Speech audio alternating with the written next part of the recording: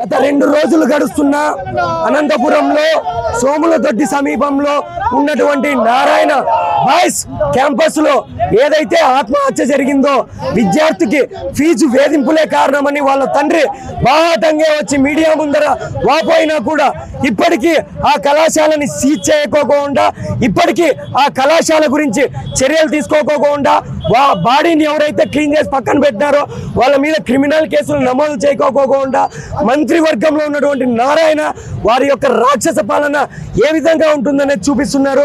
అనంతపురం కరువు జిల్లా, ఈ కరువు జిల్లాలో ప్రజలు చదువుకోవాలా, ఉన్నత విద్యకు వెళ్ళాలి అనే ఆలోచనతో ముందడుగేస్తే ఇక్కడ ఉన్నటువంటి నారాయణ వాళ్ళ నరబలినే వాళ్ళకి కావాలనే ఉద్దేశంతో ఎక్కడో ఒక చోట, వారంలో ఒక చోట నారాయణ కాలేజీలో ఆత్మహత్యలు జరుగుతూనే ఉన్నాయి.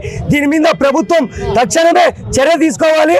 అలాగే గౌరవనీయులైన మన మంత్రి నారా లోకేష్ దావోస్ పర్యటనపై మీరు తెచ్చిన పెట్టుబడులు ఏమీ లేవు.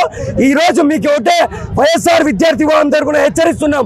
మీరు సరిగ్గా ఎన్టీఆర్ కి మనోడైతే, మీరు సరిగ్గా నారా చంద్రబాబు నాయుడికి పుట్టింటే, మీరు తెలుగుదేశం పార్టీ కోసం నేను ఉన్నానని ఉంటే సరిగ్గా విద్యార్థులకి నేను విద్యా సంస్కరణలు చేస్తాను, నేను మరో మహాత్మా జ్యోతిరావు పులే అనే ఆలోచన మీకుంటే, మీకు చెప్తున్న ఎన్టీఆర్ మనోడిగా మీకు ఉంటే ఇప్పుడు ఏదైతే జరిగిందో నారాయణ కాలేజీని సీజ్ చేయండి, విద్యా సంస్కరణల్ని పర్ఫెక్ట్ గా అమలు చేయండి.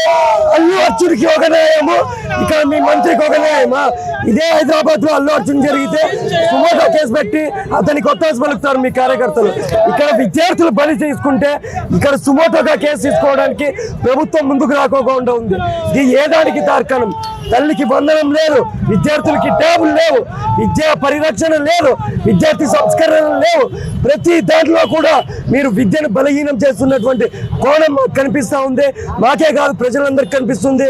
రాబో కాలంలో వైఎస్ఆర్ విద్యార్థి విభాగం తరఫున ఐక్య విద్యార్థి సంఘాలను కలుపుకొని మేము అనంతపురంలో నారాయణ కాలేజీలన్నీ మూసివేయడానికి మేము పూనకం తీసుకుంటామని మేము మీడియా ముఖంగా నారా లోకేష్కి, మంత్రి నారాయణకి, అదేవిధంగా చంద్రబాబు నాయుడు గారికి మేము హెచ్చరిస్తున్నాం.